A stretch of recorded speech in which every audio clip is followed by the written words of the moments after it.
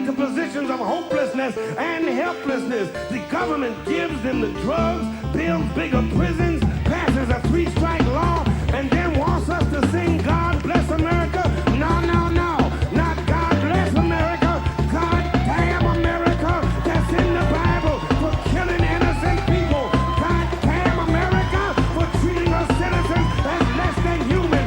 God damn America as long as she tries to act like she is God and she is supreme.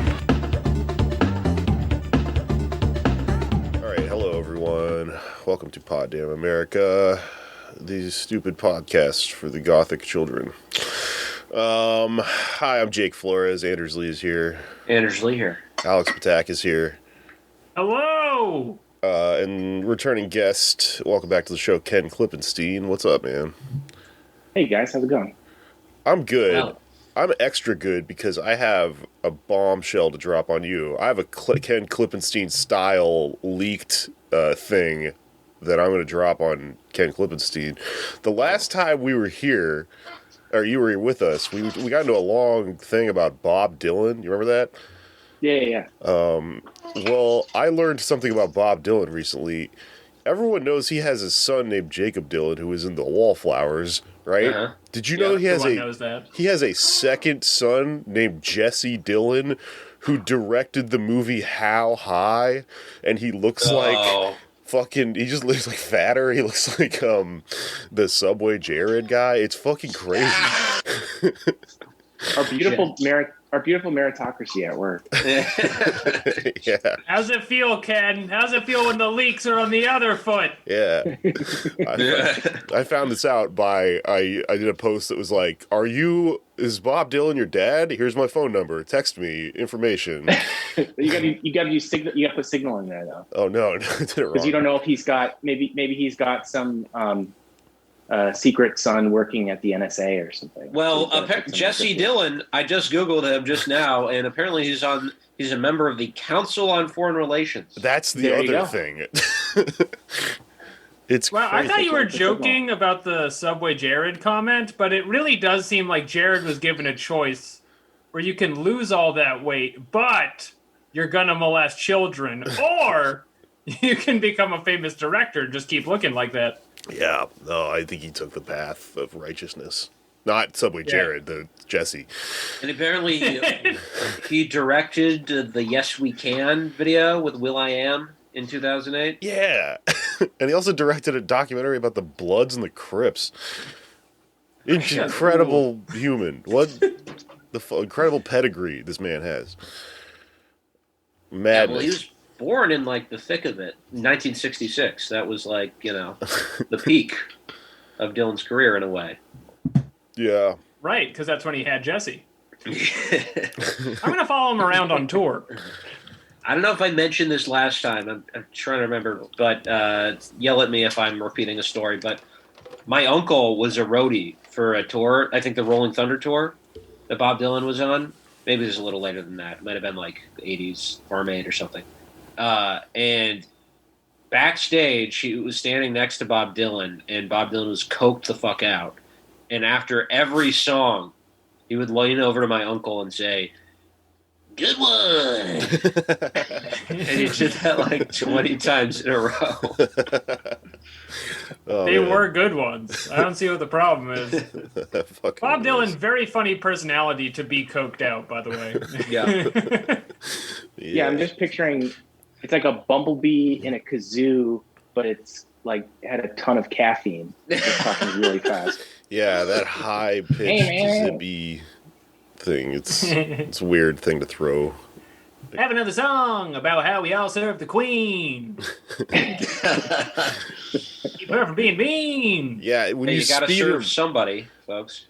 When you speed him up like that, he sounds like one of those Simpsons characters, like one-off characters. Like, hey man, like a Charles Bronson or something.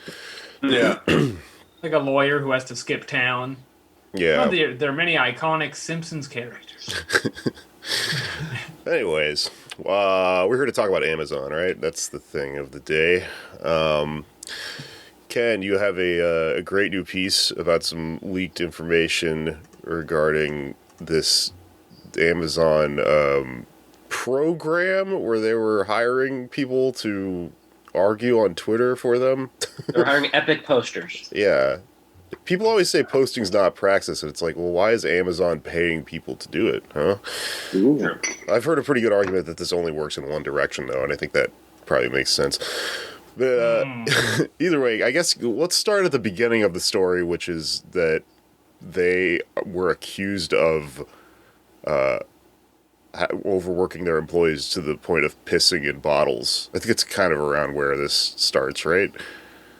Yeah, so the genesis of a lot of this, because there had been reports of that in the past, people in warehouses having to urinate in bottles to meet their quotas, because, Amazon is infamous for its bruising quotas that underlies its competitive successes, which is, being able to deliver things quickly. People never ask how that's possible. But the latest flare-up happened because Representative Mark Pocan, the Democrat from Wisconsin, was replying, or I think he tagged Amazon saying that you need to. He was making fun of them for saying that they were the Bernie Sanders of corporations because they pay their workers $15 an hour, and Bernie talks about 15, but they actually give it to you. So who's the real Bernie here? Yeah, gotcha. So then he brought up the urinating in bottles thing in response to kind of say like, hey, you guys don't treat your people with dignity. That's not what progressives want, and then Amazon replied to it with a thread. I think it was like 3 tweets from their official PR account where they said, you don't really believe the urinating in bottles thing, do you? And that just blew up because they have countless drivers, not to mention the warehouse workers that, not just have to do this, but are doing this regularly. And that was really the beginning of all this. And it's not something they like doing. Let's just get that out of the way. Yeah. We are the R. Kelly of employers. I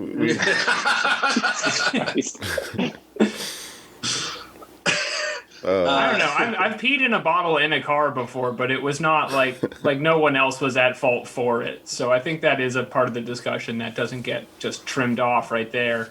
I mean, at least it's not.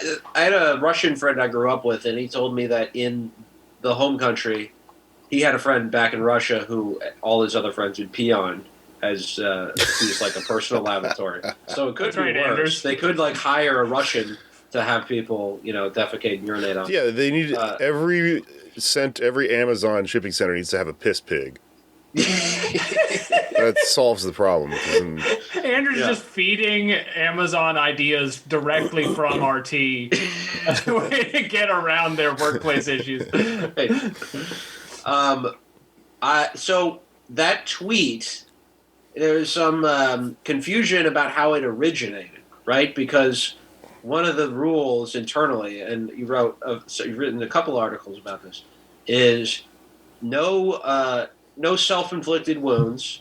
There's certain subjects we're not going to touch, and we're just going to have these little, ambassadors try and spread positive messaging about Amazon. And people were like, once they did the "you don't believe the pissing in bottles" thing, people were like, were we hacked at Amazon? They were like flustered about this. It was not a good look, as they say. But it turns out this order to be more defensive about Amazon's practices and conditions came from the top. Isn't that right? Is Bumble Bezos sort of inspired this tweet? Yeah, I talked to a bunch of people from Amazon corporate that had insight into exactly this. And I didn't find a single person who wasn't, shocked and horrified at what was happening. Even, true believers that are like, yeah, we believe in helping the customer and this kind of thing that, really drank the Kool-Aid and are not necessarily left-wing dissidents by any stretch of the imagination. They were shocked. They're like, this is so embarrassing. I can't believe what's happening. The amount of time it's going to take us to win back people's trust after this. And I said, well, if this is happening, didn't you guys sign off on it? They said, no, we didn't. Whoever put the statements out went around our usual protocol for authorizing public remarks. And not just that, people thought the statements were so insane that, as you mentioned, a Twitter engineer actually reported it formally. They put out what's called a problem ticket, thinking that it had gotten hacked and there was some troll putting out these statements. And, I had the internal chat logs leaked to me showing that they responded to the ticket. They said, no, this wasn't a hack. This is a real thing. And then everybody was just kind of dumbfounded, like, oh, no. That was the point where they were like, it's coming from inside the house, you know. If, they don't know what to do. If you work in an Amazon warehouse and someone offers you the Kool-Aid, do not drink it because it's piss. Well,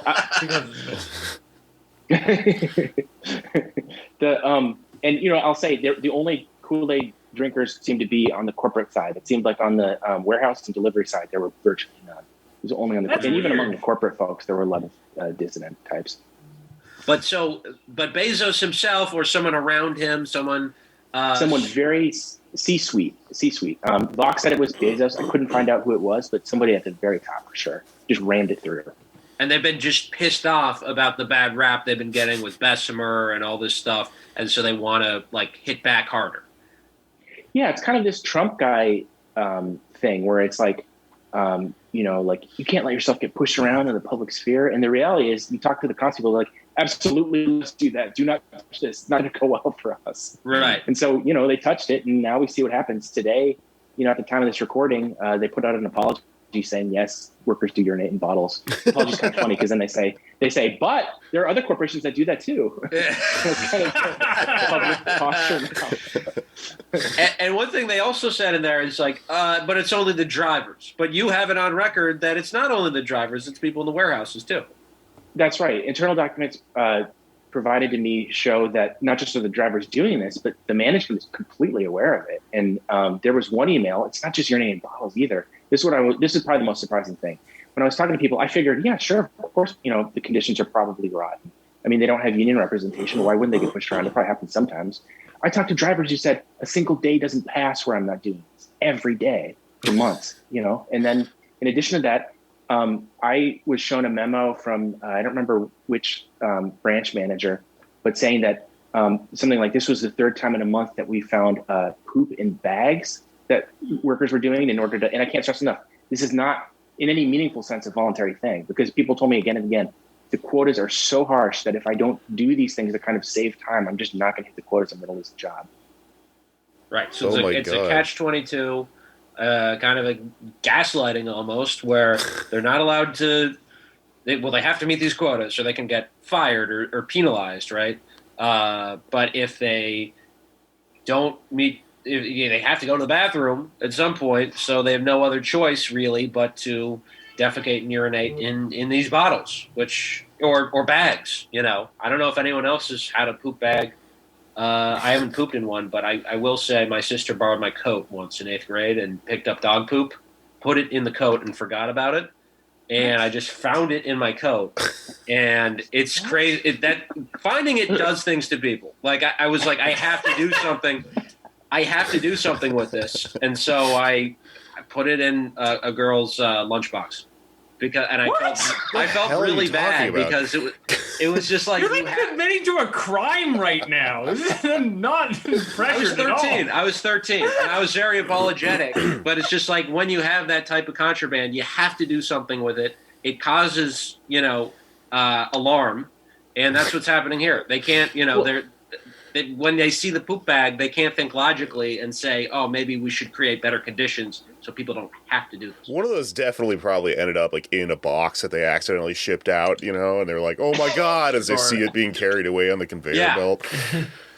Somebody told me a story one time, like a nightmare story about they had the shit in a bag for like a medical thing or something, and for some reason they had it with them, and then they went over to some person's house they had just met, and then accidentally like left it on the table, and then accidentally walked out, and the door like locked behind them, and then they just never talked to that person again.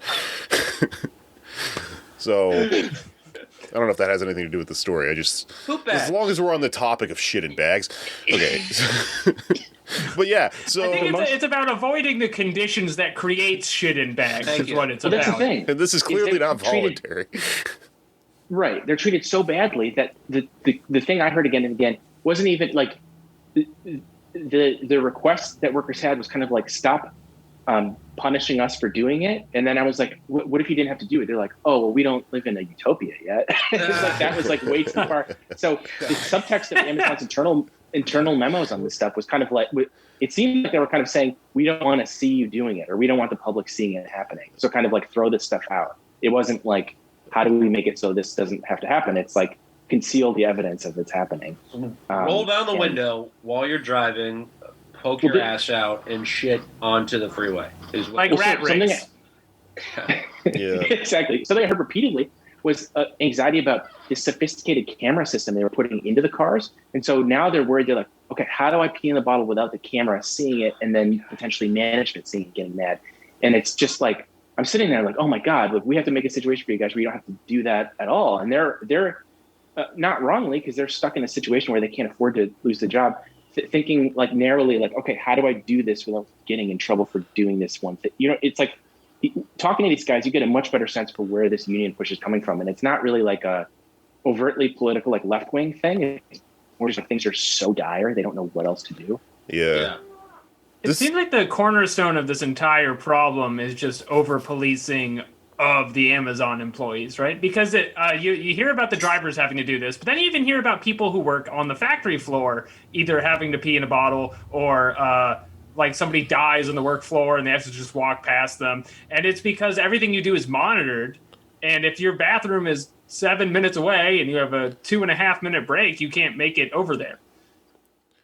Well, yeah, exactly. It's these bruising quotas. And the thing is, it probably does reflect profit. We have to have an adult talk about like profit is not necessarily, or like efficiency is not necessarily, that has to be weighed against like humanity. You know what I mean? Like, like it probably does save them money to squeeze people like this.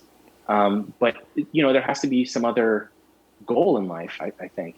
At what cost? Yeah. At what point are people shitting in bags? I can't think of a more in-your-face example of a reason to have any kind of workplace protections. Yeah, so this man. No, go ahead. This actually kind of brings me to a question we're sort of discussing, slightly debating on our bonus episode, which is next day delivery, right? Because I think a pretty natural response is like in a healthy world, a better world that where workers had slightly more dignity, let alone a socialist system, we probably wouldn't have next day delivery. But I've also heard some people say that no, we could keep next day delivery. Amazon just needs to hire more workers. And exactly. So do you think that's that they can this keep is a lot of the same benefits for the customers without right? It would just cost their bottom line a little bit. This is a false choice. This idea that we're gonna have to go back to the world of waiting 2 weeks for something if you want it. That's absolutely not true. The taxpayer is already subsidizing Amazon in all sorts of ways that are boring to describe, and we could spend time talking about. Another way that we could subsidize them, or maybe shift subsidies from stuff we care less about to subsidizing this stuff, is to make it so that they can hire more workers and still be able to offer, people at the consumer level the same services they have. This notion that can't happen because all it is internal to the company. There's already money pouring in from the public coffers into this firm. That's the whole point of a government, is so that we don't have to live in some jungle where it's just the law of supply and demand. There's other things we can put into consideration, one of which could be the humanity of hundreds of thousands of workers. So yeah, that's a completely false choice, one that Amazon loves to try to wield over consumers who uniformly, as far as I can tell, feel bad about this kind of thing. And so there's sort of only argument against it, I think. Well, one thing I thought was interesting in your article is that somebody that did tweet at them even went as far as to say, I don't care if the stuff comes the next day, like I'd rather you pay these workers. And then there's like still unreasonable about that. But let's talk about specifically what you kind of exposed in this piece, which is that they had, my mic is fucking up theirs. Let's talk about this program where they, I guess, were paying new hires to like defend them against these piss in bottle posts and stuff like that. How did this come about? How'd you find out about this? Yeah, so someone who works corporate had access to some sensitive stuff, and this was, it's kind of funny, marked Amazon Confidential. It's like they think they're cosplaying some kind of Jason Bourne movie or something, where they gave it to me and had a code name. The code name for this program of Twitter bots, or not actually bots, these are real human beings, but they appear to be bots in the way that they all have the same kind of structured bios, usernames and things. this was codenamed Project Veritas. And so the idea of it, and the reason they call it Veritas is because they're going to tell the truth about the company. You get to hear from employees that actually work here instead of these awful journalists that are just trying to, let's say stir up shit. It was maybe like a 10-page report, and it describes how they were going to hire these kind of perky. There was a line in it where they were like, we might want to hire newer employees because they tend to be more enthusiastic and what does more that energy mean? about these kind of things. Yeah, right. And then it tell them to go online. And really, I'm not exaggerating here. You can go through and read the source document. I've added it in the article. The idea is that they're supposed to do these kind of kind of sassy clapbacks at like Bernie. I mean, they have examples of Bernie Sanders tweets and examples of how to respond and make fun of him and how to. So it encourages them to quote tell your truth. But there are a couple of topics they can't talk about, and one is unionization. They're instructed not to say anything about that, and they're also instructed not to say anything about what was one of the other ones. Amazon's allowing Breitbart to advertise on them, or they're advertising on Breitbart, something like that. Yeah. So there are a couple of topics they can't talk about, but generally, they're just supposed to do these epic dunks on like Bernie Sanders and detractors. Your job is to defend the bathrooms with, stealing stuff from Black Twitter or whatever. This is one of my, in the article, you quote a few of them. I think they're very funny. I'm going to read one or two of them. This is Yola at Oak 4 box emoji. They all have the same like format name, which I changed mine to Jake at PIS5, so it looked like piss. And then somebody told me like, they're literally like suspending accounts that do this. And I just got suspended, so I had to take it down. I don't know if that's true or not. You're stealing valor from Amazon. Yola. Well, there was a line in the report where they're like, if we put the little boxes in there, it'll give them personality and flair. That sucks. No, nothing says personality like a literal box. Yola. It's an emoji though. It's fun. I love working with boxes. Yola says, although the facility is big, there are numerous bathrooms to use. My building has 12. Each bathroom can have 3 to 6. Toilet emoji. That's plenty. Plus 20 to 30 minute breaks. That's more than enough time. So, this is like clearly like not real, like, or I mean, it's coerced or whatever. No one talks like this. Yeah, what's the coolest way you can brag about the number of toilets in your bathroom? No one naturally talks like that. What if you're like, dude, the Well is the best fucking bar in Brooklyn. There's at least 10 toilets in that bathroom. Here's another one. Gary at Oak 4. They're all at Oak 4. My FC lets me take 2, in parentheses, 2 20-minute breaks and 1 30-minute lunch. On overtime days, we get 3 20-minute breaks, which is also pretty nice as well. Before the pandemic, our breaks used to be only 15 minutes. The overall 10-minute increase is thumbs up emoji. Being an essential worker is dignifying for me, smiley face. That's what's up. Yeah. And these are real people. These are not bots. Well, that's what I wanted to ask, because I have seen a couple like image searches that people have posted where they take one of these profile pictures and search it on Google, and it's a stock photo. So are they 100% real people, or are there some bot? Is it possible that there's some bots mixed in? To my knowledge, from people inside, there are real people. They might use another photo. Maybe they don't want to be identified as who they are, but these are real humans that work there. For whatever reason, that's part of their vision of. It reminds me of the Mohammed bin Salman accounts, the bot army that they have, where it's just out of nowhere they're like, "We love our prince," and it's responding to like, I post a picture of my dog or something. It's just like, what? Yeah. You don't believe that Khashoggi thing, do you? Yeah, right. Exactly. No one ever chops me in pieces at my job. Like what are some I've never seen emoji? Khashoggi get butchered. Yeah. It's like a knife. No one ever butchers knife me.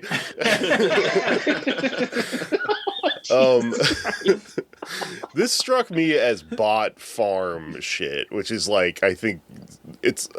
If I understand what a bot farm is, it's like one person, but they're running 10 accounts. It's almost like a Philip Dick novel, where you can't tell the difference between the real ones and the bots because their humanity has been so curtailed and narrowed that the question is almost meaningless. Like, what does it mean for this to be a real person anymore? Because they're just saying these implanted thoughts anyways. Do you know what I mean? I started thinking about this. It's freaking me out. We're literally to the point of one of his short stories. Yeah. The humanizing part of it for me is that the bonus paid employees who are making the Amazon accounts are bad at it, because then I can really, I'm not good at Twitter. I can put myself in the shoes of someone who just gets a new job and is like, I'm pretty funny off work hours. If you want to, talk about Amazon or whatever. I don't know. I'm funny.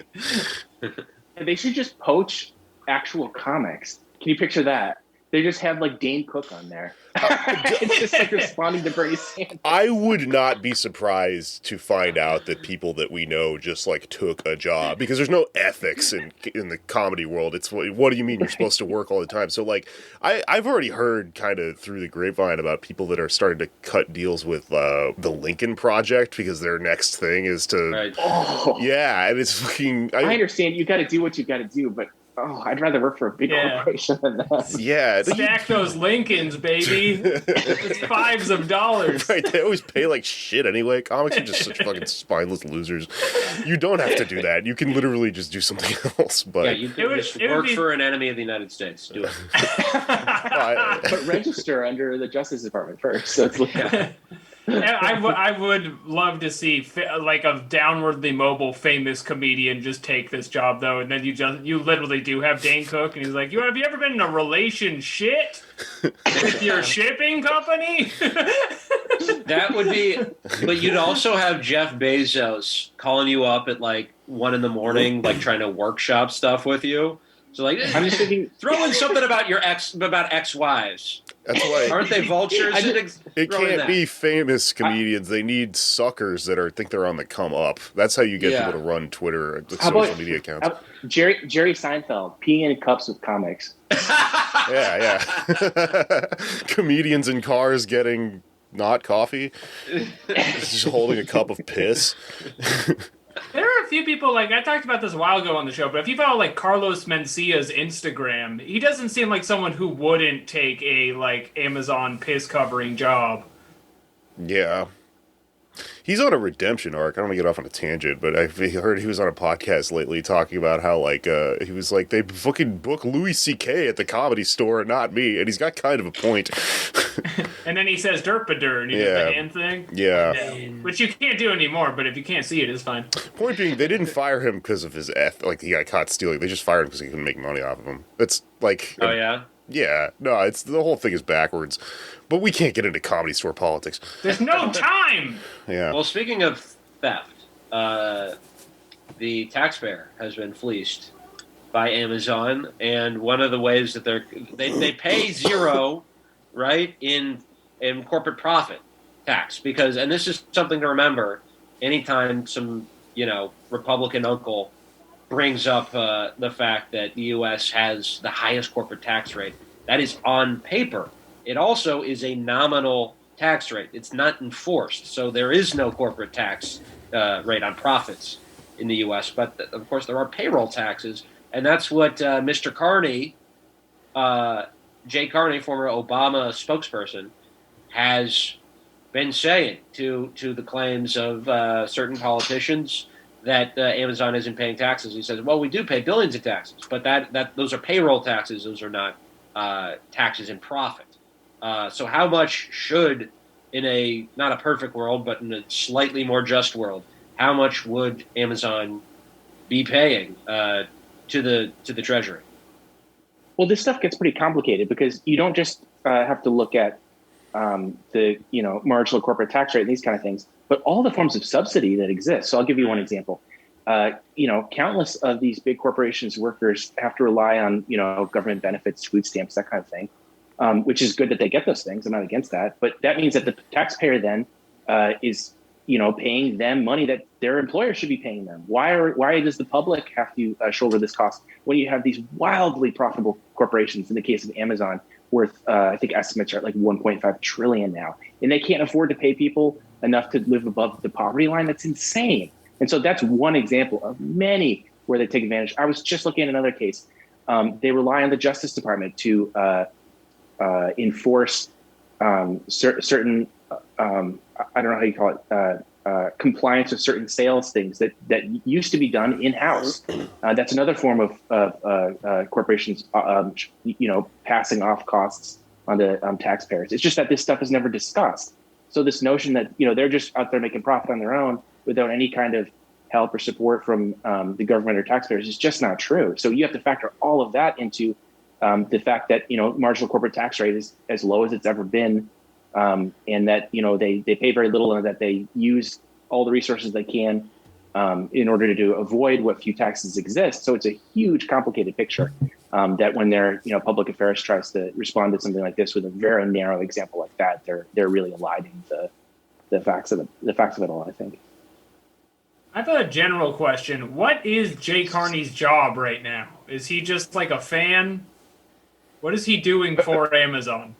He's their press secretary, so he's essentially doing for them what he did for Obama. And it's very he's like funny a dignified one of these ambassador people, right? He's like their king, He's head of comms. And I mean, I would imagine that they wanted the halo that he had over his head from the Obama years of being this kind of progressive guy. They clearly try to brand themselves that way. That's why they're calling themselves the Bernie Sanders of businesses, which is pretty funny. Yeah, it's PR, right? Yeah, totally. Speaking of which, I just got this is really random. I was not talking to this, this person doesn't know we were talking about this. I guess I was just tweeting about it, but my friend of mine just texted me that a friend of theirs works at the ad agency owned by Jesse Dillon, who does, I guess the ad agency does like PR for Nestle is woke now type shit. PR's everywhere, folks. You can't escape it. That's the whole story. Nestle is famously not woke, is what I've heard. Maybe that's incorrect. We need to ask Jay Carney directly. Well, he's a funny character because he is doing all this like interference for Amazon, their terrible practices, the union busting, firing Christian Smalls. And then he's also in a Guided by Voices cover band. Wait, what? Yeah, he's a huge, I think it's in his Twitter bio, he's like lifelong Guided by Voices fan. Oh my God. So I really like the idea of someone who works with him, like one of his underlings who keeps confusing it for Built to Spill. And asks him like, hey, how's that Built to Spill band going? It's a different band. That'd be a good way to own him. Just mix them up. There's more than just the I Am a Scientist song. It's a very large catalog.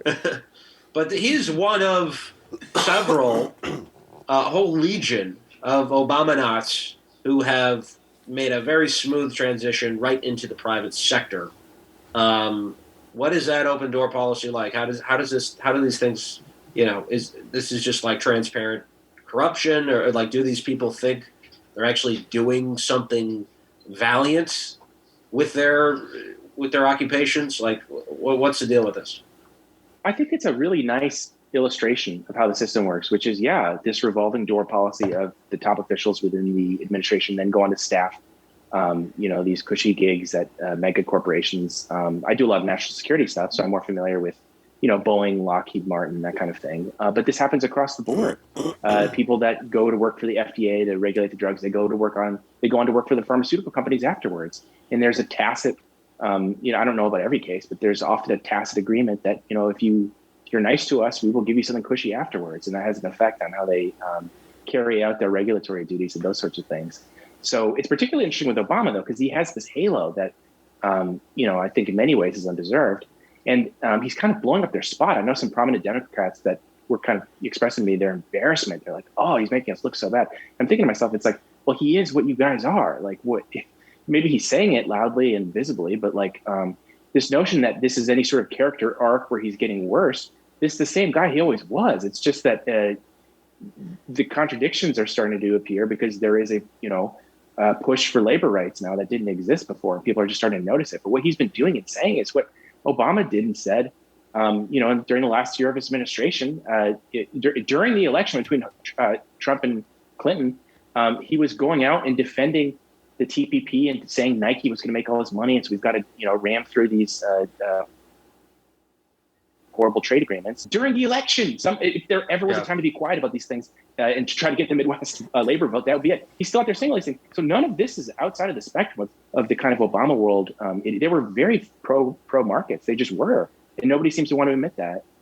Yeah, it seems like obviously I hate Joe Biden, even as a person, I hate him even more than Obama. But there is some understanding of the value of unions within just his politics that Obama just didn't have. It seems like just look at and a lot of his tweet.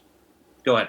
Yeah, he came out with that tweet where he's supporting the right to unionize, kind of mealy mouth, as you would expect from a Democrat who's president. But I mean, that was like light years ahead of what Obama would say. He would never say anything like that, not during an important union vote. So I'm not saying Joe Biden is this great guy. I'm saying that there are contradictions that are beginning to emerge that had not before, or at least not in any sort of visible way for the general public to see. And that's really where you're starting to see. That's why we're noticing Carney, because he's the same guy he always was. Right. Yeah, all that not addressing the recession from 12 years ago and then things getting worse and worse every year since then has started to move the window left. It's strange that's happened. I guess it's just weird looking back on Obama that there was a space he was able to work in where, like you're saying, the contradictions weren't as heightened, and he was able to just capitalize on all this goodwill and like good imagery he had and just say a thing that like was patently not okay, but we just went, wow, he's the good one, He's cool. Right. Yeah, I never understood what the benefit was. I mean, they're like, he's charismatic, he's popular, he's articulate, people like him. It's like, I guess it can be good to be popular if your policies are popular, but how is that good just to, on an aesthetic level, appeal? That actually seems bad, because then people are going to feel as though they're getting some kind of concession that's not material in nature. The concession is that this guy's cool and I like him, or something along those lines. Yeah. Instead of I think Biden, who's sort of the reverse. Everyone thinks he's a shithead, and it's kind of like, well, hold on, he's doing some stuff for labor. That's good. Yeah. I'd rather have the latter than the former, I mean, sorry I keep harping on fucking PR or whatever, but I just watched the Adam Curtis documentary about it recently where he talks about Edward Bernays and stuff and how they, like, started, all of this culture that we have with, like, with doing PR for the overthrow of the Guatemalan government and stuff. And I keep thinking about this quote. It's kind of a bumper sticker quote, but somebody said it to me a while back, and I thought it really, makes a lot of sense, which is Republicans make things worse, Democrats make worse normal. And so with Obama, like, a lot of what he was doing was not, it wasn't like that he was even telling you that what they were doing with the market stuff in his administration was good. It's just like, no, this is a step on the way to something else. It's always like an implied that there's like a what do you call it? Like a motion or a trajectory towards something else. Like, I do think Obama and the people surrounding him genuinely do believe that unions are an antiquated institution. 100%. Yeah. 100%. Like, the way of the future is full marketization, and that's just inevitable, right? And maybe you have some little fixes here and there, but and that's what I think Perrine has written about this, Alex Perrine, that it was a nudge-ocracy, if you will. They wanted to do economic policies that sort of invisibly motivated people towards more productive things or better, healthier things. They did not want to seem overt in any way through the stimulus package, which was like, so it was almost invisible. I remember seeing a couple signs here and there that were like, this highway construction that's going to screw up your routes for the next month is from the stimulus package. But other than that, there's nothing. They didn't tell you were getting a tax cut. They didn't tell you where any of the subsidies were going, or that these things were benefiting you directly. It was supposed to be an invisible hand. Yeah, it's weird because that's in contrast with his predecessor, W, who sent out checks with his name on it and shit like that. Yeah, the Republicans know that, right? That if you're gonna give people money, at least take credit for it. Yeah. Yeah, but they were true believers in the Obama administration. They thought it would just affect things, right? Right. I wonder if there's inherent risk in letting the people know that there is such a thing as this government that can just give you shit, and that you don't want people to know, because the myth is that it's all just market forces and what can you do? It's the law of the universe, And then once you have something where it's just like, no, we'll just print out a bunch of shit and give it to you, then everybody's like, wait, hold on, why don't we do that with other stuff? Maybe that's a dangerous road to go down. Yeah. For sure. And if there's one side of the American political spectrum embracing the idea that you actually can directly affect politics, it's not the left. We are fully managered up, and we have been for the last 15 years. And that's scary, because that means the people who want to just go and yank the market their direction are, the right-wing people who we think are kind of, out of it a little bit. Yeah, not great historical precedents for that kind of arrangement, where it's the right wing that are engaged in these things, at least in a more visible. Because the Democrats do these things. It's just that they don't advertise it. They're quieter about it. Yeah. All right. Let's see. I'm going to pause here for a second. Okay, so we are about 40 minutes. That's good. Oh, shit. Wait. Pause. Okay, so before we finish out with Amazon, let's talk about Bessemer a little bit. They're still counting the votes, yeah, so we don't know what's going to happen there. I guess one thing that's been kind of interesting to me about the whole Bessemer Union drive is, this thing that we were talking about with the bot farms or the I'm not really a bot people or whatever, the Philip K. Dick, fucking am I a cyborg or not bot accounts. This is like one in a long line of tactics that they have clearly had to bust out in response to something that they're actually threatened by. At Bessemer, there's a lot of interesting shit that, if you shine a light on it, you can see some really dirty old anti-union tactics that have been dug up. I know, for example, there's like a stoplight in front of the Bessemer facility that, like, I think they somehow fixed to, like, it used to be because the people would be protesting on the corner, I think is a story, with signs, and then they, like, somehow changed the stoplight to where people, like, traffic doesn't stop there as much now, so they don't see the fucking signs and shit like that. Another thing I thought was kind of interesting was that there was an unsanctioned,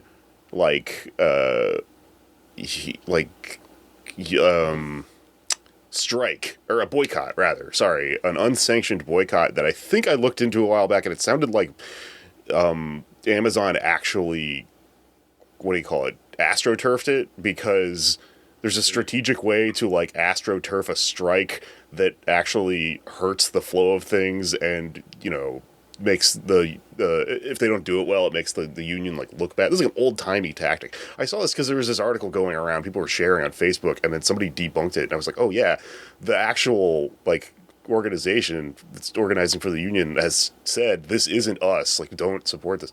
Kind of interesting. All sorts of shady shit going on down there. I don't know. What do you guys know about Bessemer?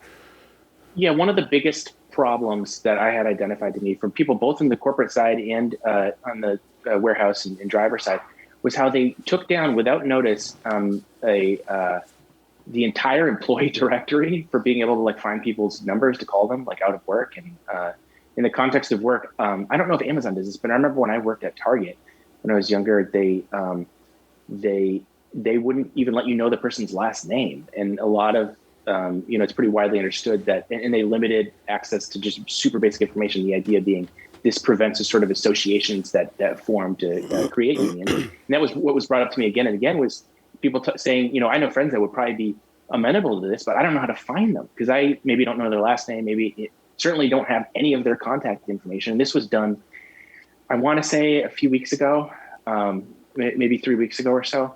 And that was probably the biggest one identified. There are other ones where they were saying that they were putting these wall things around in offices, claiming that this was to protect against COVID. It's unclear to me if that's true, but what I know is that a lot of people that worked there were worried that this was another attempt to limit, association between individuals at this critical point in time, because they said they didn't get these things early on when that stuff for COVID would have helped just as much. It came closer to the vote. So it seems like there are a number of things. It's hard to know exactly what the motives are because they're never going to put in paper if this is union busting kind of stuff. But there does seem to be a lot there. Well, the last name thing checks out because all those damn bots are like, I'm, James at Oak 4 or whatever. No last names. And and they didn't, like we were saying, they didn't have identities. They had, like, fake, stock photo pictures and stuff like that. My name is Mr. Employee. I'm thrilled to be here. So it seems like, they are freaking out. Corporate management across the country and world all eyes are on Bessemer. This would be pretty huge. What would it mean if they were to unionize for all the other fulfillment centers throughout the country? That was the most encouraging part of interviewing people and investigating for this story was hearing, particularly from the folks in corporate and those in PR and tangent to it, that they're terrified of this. And that again and again, I was told that these crazy statements that we're all laughing at and thinking, what the hell is going on? That's coming from that fear. They're really scared. They don't know what to do. And they're kind of, grasping for straws here. Like, oh, I know, we'll do the strong guy thing and scare them away, yell at them. That's why senior management is so acting so much out of the character of what we've seen from Amazon in recent years, is because they don't know what to do, and they know how serious this is. That was a much different picture than I usually hear talking to folks. There's usually never any sort of threat. I guess I just wonder, in the big picture, because Amazon is so powerful, like, to what extent could they just say, no, you don't have a union? Like, maybe not in this specific plant, but, you know, they have 1 million plants and they have as much money as a small government. So, like, if this went up to the Supreme Court, you know, would this go anywhere? Well, I think it has to go through the NLRB, right? And there's some signs of improvement with the NLRB from Trump. Yeah, particularly with Biden in office. Again, I'm not a Biden booster by any means, but he, much different from Trump in this particular narrow respect, domestic labor. I think it's unlikely that they would be able to do that because of the, legal regime in place. I think it's much more, I think the greater concern would be their attempts to try to water down the union and make it, a lot more amenable to management and work with them, that kind of thing. I think that's the primary concern. But we'll know, the votes are already in, that ended on Monday. We should know in the next week or two if the vote succeeded. Yeah, well, all eyes are on it. That's going to be exciting. I think, other industries and stuff. I found out recently that FedEx, can't unionize place by place, workplace by workplace. It has to be all or nothing. Like, they would have to take a national union vote. They do sort of similar operations to Amazon. So, like, other companies looking at this might lead to some changes. Maybe they would change the law, or maybe there would be a national push to unionize a place like FedEx, which has been, had trouble during COVID, right? I tend to view this as a win-win. I think it's I think the Amazon will want you to view it as, oh, it lost. There you go, you lost.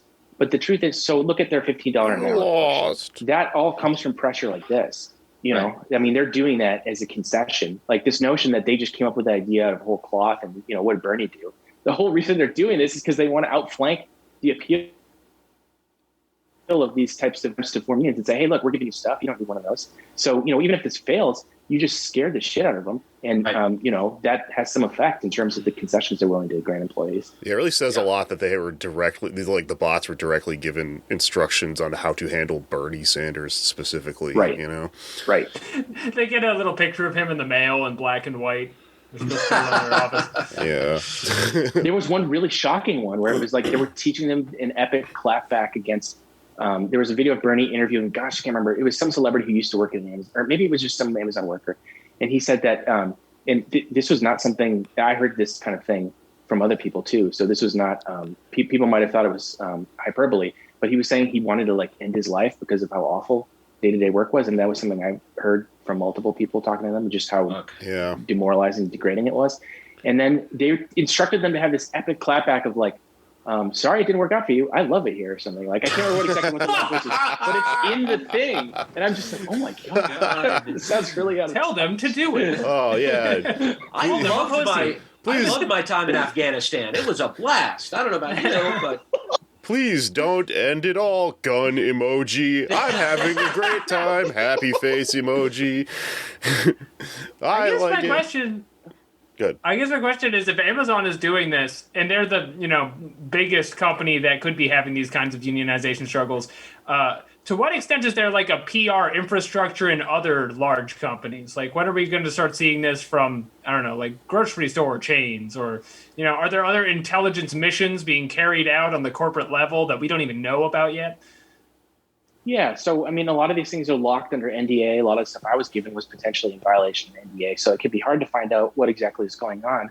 But I think these things tend to emerge sort of in correlation to the threat that they perceive. So I think we'll see more of it and more aggressive of it as the threat posed by the potential ability of people to unionize and win these union votes. So I imagine it'll reflect whatever sort of concerns they have about labor is. But yeah, I'm sure they have. The conflict primarily in a country like this where you can't just go and blow everyone's head off is information. As everyone Still there? I think I might have got... Yeah, I'm still here. I don't know what happened. I'm back. Oh, I don't know. There was a weird glitch. You might have to edit this part. That was jumpy for me.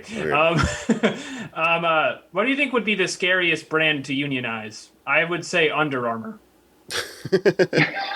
Well, They just seem like they might like send out like iRobot style droids to get you or something. My theory is that the Amazon workers are eventually going to all be wearing diapers, and so if the diaper people unionize, that throws a monkey wrench into the whole operation. That's the end of capitalism. That's gonna be the compromise. Like, we're not gonna change your quotas. We're not gonna change the peeing in bottles rule, but you can wear a diaper. We're not going to change your diapers. You just get like a NASA. You just get a NASA suit, and everyone's walking around in those. That would. You're a spaceman. Honestly, exactly. Work in a spacesuit.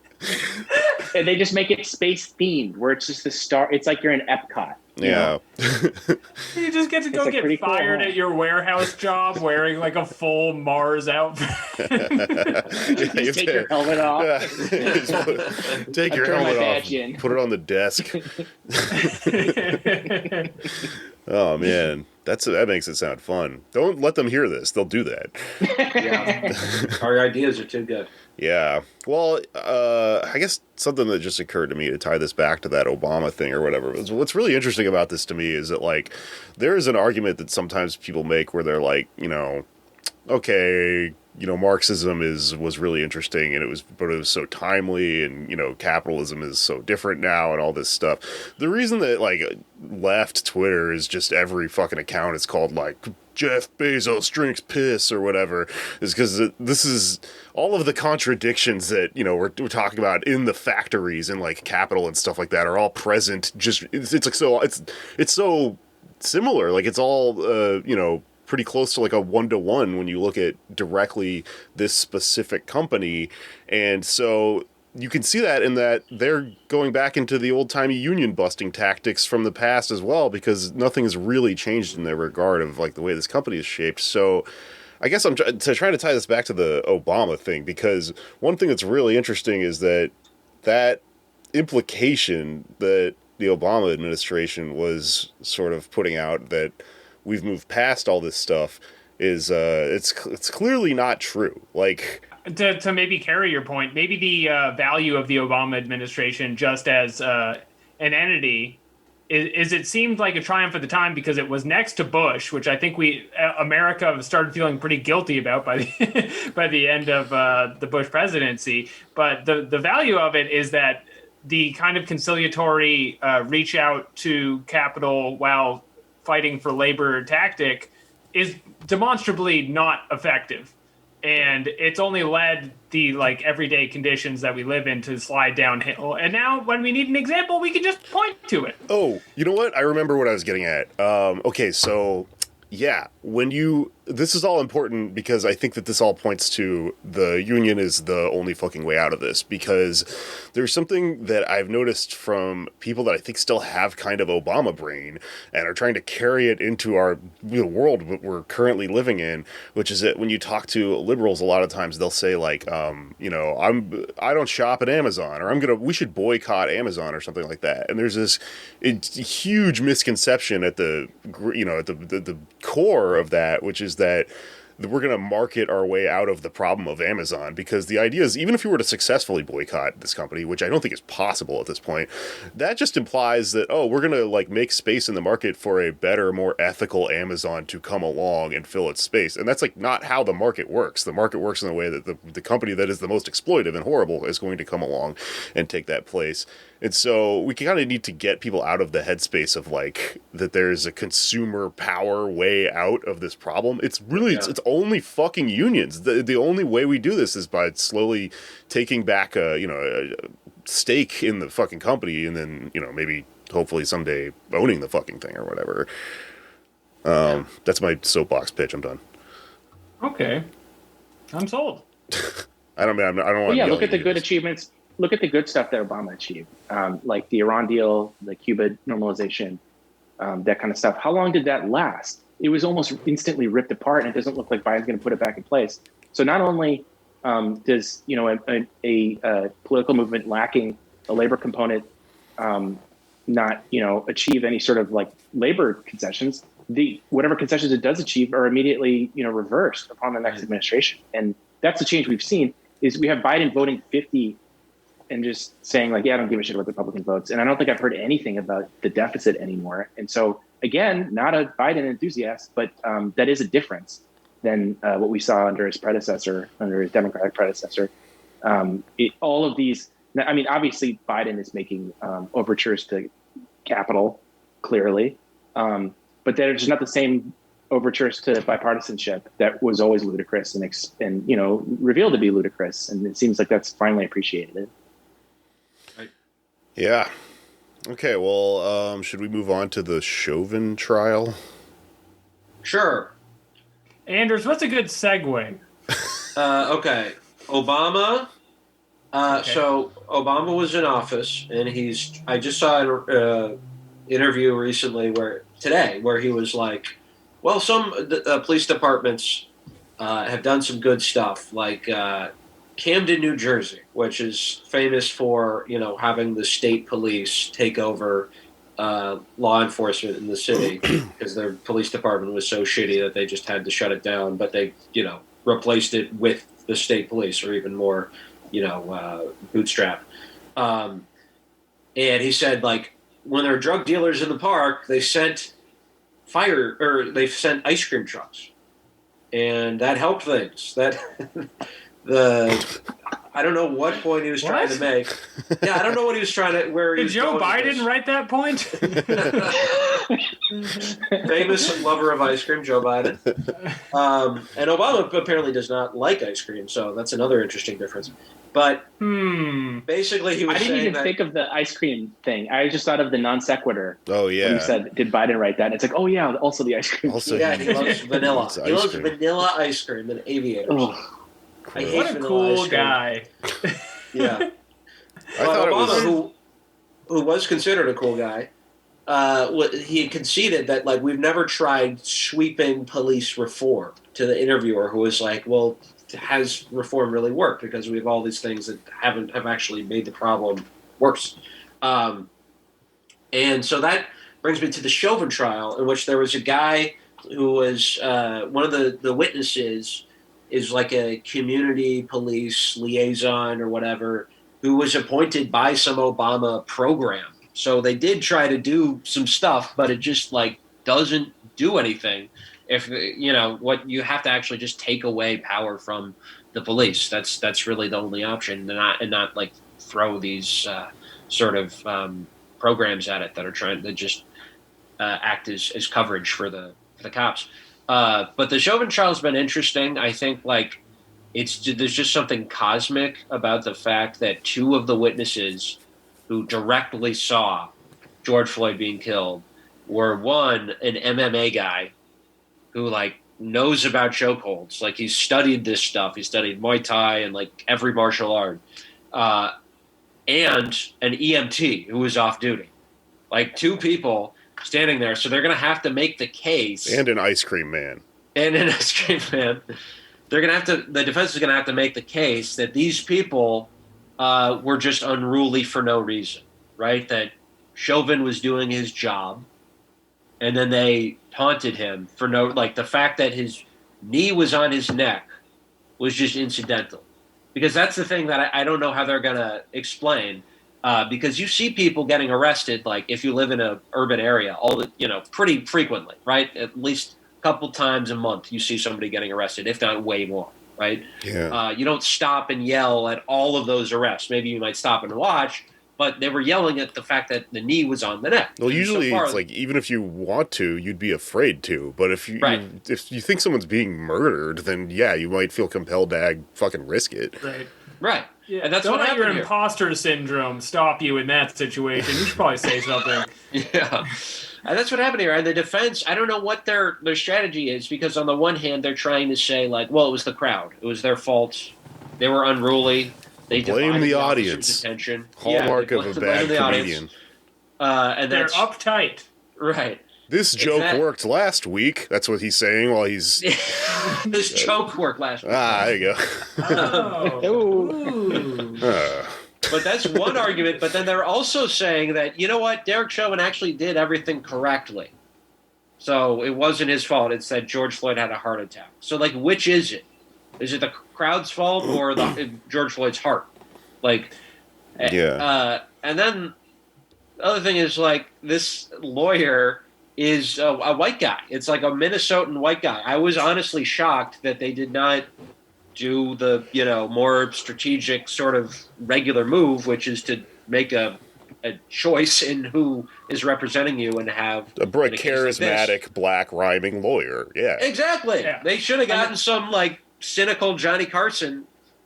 Maybe more Johnny Carson. You mean Johnny Cochran? A cynical Johnny Carson showing up saying, "Have you seen this? My client being held wrongly." He's got the turban on and stuff. A cynical David Letterman. He needs a Paul Schaefer at the cross-examination. So it sounds like it's so far not going well for the defense. That's what I'm getting. I don't know, because, like, I don't want people to get their hopes up, because statistically the defense is going to win, right? But I do think this might mark a sea change, and I'm thinking of, because it's just so hard to defend this. There's been several, like, there's been a supervisor and just a veteran cop, two people who have, like, trained and been trained in use of force stuff, and they both say there's no reason for him to put the knee on the neck. But did they bring up the fact that he's, like, killed people before? That hasn't come up yet. Crazy. And one thing I'm curious about is the fact that it has been reported. I don't know, like, I've gotten sort of conflicting information on this, but it's been reported that Chauvin and Floyd knew each other, that they worked together at the same club. Yeah. Which I don't know if they're going to use that, because that would be an argument for, like, premeditated first-degree murder. For a manslaughter charge, I'm not sure if you can really use that. So it may not come up in court. But I still think they have enough to convict Chauvin. If I had to guess, I would say he gets at least a decade or something. People are saying, like, oh, he's going to be the sacrificial lamb for police to not have to change anything. There's the backdrop of the fact that if they don't convict this guy, it's probably going to be riots in the street. Oh, absolutely, yeah. But the thing I'm sort of hopeful about is I'm remembering in 2015, Jim Comey, who, this was before the 2016 election and all the scandals and stuff, and it was before he was fired. But when he was an FBI director, and we're kind of like in the first wave of Black Lives Matter, he said that there has been a chilling effect with law enforcement officers across the country because of the Black Lives Matter movement, which I think was probably bullshit. And I remember thinking at the time, like, if only, right? Wouldn't that be great if there was an actual, like, deterrent for cops killing people? And I think this, if nothing else, if Chauvin is convicted, this could actually be that chilling effect, right? It's not going to fully change the system, but it will at least be some deterrent to murder for police officers in America. Another thing I wanted to bring up quickly, Eric Nelson, the defense attorney.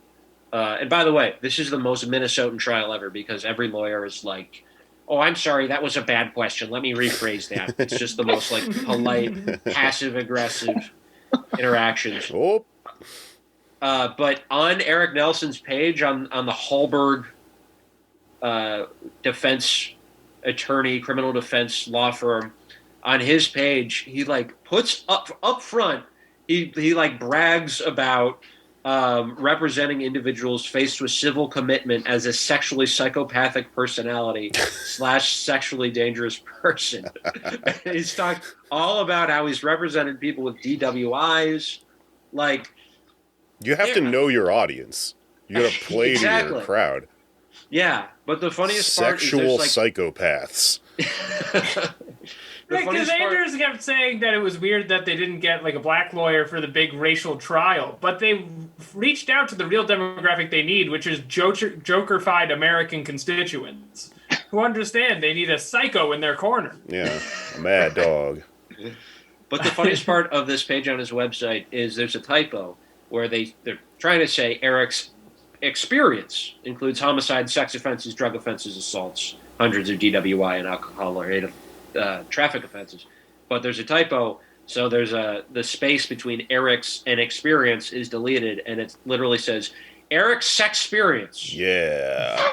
Sex experience. This is why the lawyer I want when I go to prison someday. Some guy comes out and is like, ladies and gentlemen of the court, as a sex spectacular individual, I'm here to talk about fucking. I'm going to get some of the oil out and drape it across my chest and let you do the talking. Let's see how that works out. Even the Minnesota lawyer gets the fun Southern lawyer accent. That's just how it works, folks. Yep, that's it. How That's it actually, works. my mom is, she's a New Yorker and lives in Minnesota now, and she worked for the Department of Education and had to like go on work trips to small towns and stuff. And her rural accent of like Minnesotan is just a Southern accent. She's like, "Oh yeah, I went down to Marshall, Minnesota, and people were talking like this." It's like, you did not go to Alabama. I'm sorry. Ladies and gentlemen of the court, Southern Minnesota lawyer. That's pretty much all I got. Yeah. We've gathered here by the Canadian border to discuss this criminal enterprise. Oh, I do declare I need a Juicy Lucy right now to feel the cheese dripping off my chin like a. I don't know. Those are weird. Why not just have the cheese on top? I've never had one. They sound really Just good. have it on top. Oh, that What are sounds. you making this complicated I for? don't know. It It's a sounds nice awesome. gooey sensation. It sounds you know. cool. Yeah, it's fun. I It really tastes like. the same as a cheeseburger. I like the dairy Well, it's thing the in the cheese Midwest. is more, it's literally melted into the burger. So Am you I get a gooier. triggering you? Am I triggering you, I'm just saying Anders? the cheese is gooier than you would get yeah. if it was just slapped on top. It's a hamburger gusher. What is not to Yeah, like? exactly. It's cool. All right, well, folks, I think it's maybe the end of the episode. Ending on cheese. Yeah, I've run We out of started shit with to piss, talk ended with about. cheese. Yeah, that's what we do here. It's called long-form improv. You go from piss to cheese, as they teach. We need 2 words. Yeah. Oh, Yeah, well, piss. It's that guy. that's what podcasts are going to be now. We're going to take suggestions from the audience and connect all the news of the week to whatever words they come up with. I want to make one thing extremely clear. This podcast will never take suggestions from our listeners. Do not try it. I fucking, for April Fools, I put a tweet out that was like, hey, we're looking for someone to come on the show and debate us about, capitalism or whatever. And I was hoping I would get a bunch of China. people that Go on hated your us. And, the stupid dickhead, like, libertarian comedian types that would want to come on. All of our own fans were like, I would love to. When can I come on the show? Can I talk about it? I was like... They're just going to change their opinions? I don't know. I don't even for the know sake what... of the... I don't know. I think they just want to be on the show. I mean, that's just how shows work. Yeah, that doesn't really seem like an April Fool. It seems more like you disappointed our fans. I know. It backfired hard. I was trying to troll, like, right-wing chud guys, and instead I just let our own fans down. I'm sorry. You know what? Maybe we'll do someday a Q&A episode. That might be kind of fun. There we go. Pretty good. We got our live streams on Twitch. You can ask us questions sometimes. That's true. That's true. All right. Yeah. Well, let's do some plugs and get out of here. Ken Klippenstein, where can our listeners find you and read your work and all that stuff? Hey guys, I write for for The Intercept, Twitter. In my Twitter bio, I have my Signal for tips. Well, yeah, if you work somewhere where you do not piss in a toilet, tip off Ken Klippenstein about it. Are you in a prison of despair? Message Ken. Alex, you got anything? Yeah, I've got to do. Oh, go ahead. I got to put an ad on the Amazon bus. Yeah. It's like, Ken works for you, the employee. Ditch the bottle, or something like that. I don't know. Ken, do you have a movie recommendation for us this week? This is not a thing. Go ahead. I don't know if I'm in the minority here, but I like we were talking about Philip Dick earlier. I like the Blade Runner sequel. I thought it was pretty good. I have no idea if that's a white. It was I a liked it sequel. too. I thought it was a remake. No, it's a sequel. It's an update. Wow. Okay. Yeah. I'm gonna have to rewatch. I watched. I think it was the director's cut, and I've heard of the original, and I've heard that you should just watch the not director's cut. Yeah, that's correct. Okay, and then I'm gonna watch the sequel. Cool. The sequel is long, but it's good. It took me a month to enjoyed it. watch. I watched it in pieces because it just was so boring. Mixed reviews on the Blade Runner sequel from 3 years ago. I've heard good things about the movie plug section. I'm going to bring it up every week. right. You can follow me on Twitter at Patak Jokes. This week I'm plugging Eric Andre's movie Bad Trip. It made me laugh harder than anything I have ever seen in my life. Big fan of Bad Trip. Not going to say why. I am at Anders Leher on Twitter, Dursley1 Instagram. Check out my other job, Redacted Tonight, on YouTube and portable.tv. And I would recommend Norma Ray, which I watched recently. A good union film. Ooh. And a nice, great film if you're into Jewish Gentile sexual tension, which is what my apartment's all about. Ooh. As we all are. Yes.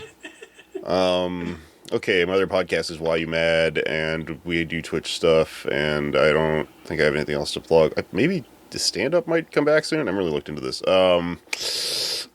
For movies, I have not been watching proper films lately. I had a weird hangover day where I watched a shit ton of anime, so I can't remember if I already said Dorohedoro is good, but I really like that show with the guy with the crocodile head. And I recently watched the first season of Inuyasha like a 14-year-old, and it was pretty enjoyable because it's very weird and based in, like, somebody told me it was based in, like, actual Japanese folklore, and that's what made it kind of interesting to me. I mean, talk about sexual tension. That show is so horny, too. If you want to feel like a horny 14-year-old, you should watch Inuyasha. Do you ever feel like you're a boy who's a dog, but in love with a woman? Yeah. Check it out. And then there's a horny monk with a hole in his hand. What is that a metaphor for? Oh, and anything goes in that hole. There's a whole universe in there. Well, that's it for this week. All right. Oh, we've recently found out that our sign-off is the thing that Jesus Christ said right before he died. No way. Really? Yeah, I Yeah. tweeted it from the account. Alex did, right? So, That's right. Unrelatedly, it's finished. It's crucified. All right.